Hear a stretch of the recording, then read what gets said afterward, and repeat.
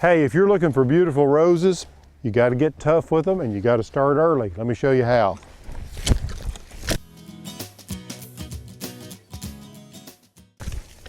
Now I know it looks like I'm being too aggressive perhaps with these rose bushes, but let me tell you, if you get in there and you get tough with them, they're going to produce so many blooms you can't believe it. This is a solid bank of knockout roses. And I've got a combination of pinks and reds in here. I just wish you could have seen it last year. It was so beautiful. And you can see the height of these roses here.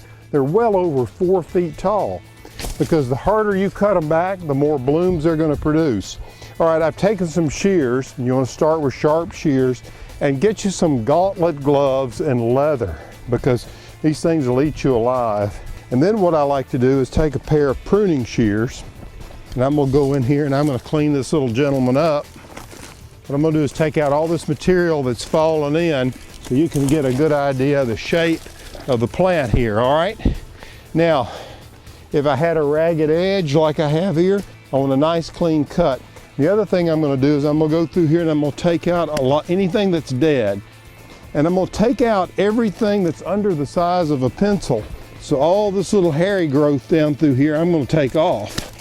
And when I cut on the outside, I want you to pay attention to this. You see how this stem has grown from the outside, not inside here? That's what you want if you want your plant to grow this direction. So look for those dormant buds and cut just above one that is growing out. And that's how you get a nice shaped plant. Okay, now I'm gonna pull all this back from around it. And what I like to do is go ahead and give them some feed. This time of year they're dormant and those buds haven't opened and started to swell. And I go ahead and give them a little shot of food. And I do that every 6 weeks through the growing season. And I use this fertilizer here, it's organic. So I take about a third of a cup and I just sprinkle it around the plant like this. And in just a few weeks, those little buds will begin to form. They'll begin to grow out, and about 4 to 5 weeks from there on, I'm gonna have so many blooms you can't even count them. If you'd like more tips on how to grow roses, tell your friends about us, and make sure you subscribe to ehowhome.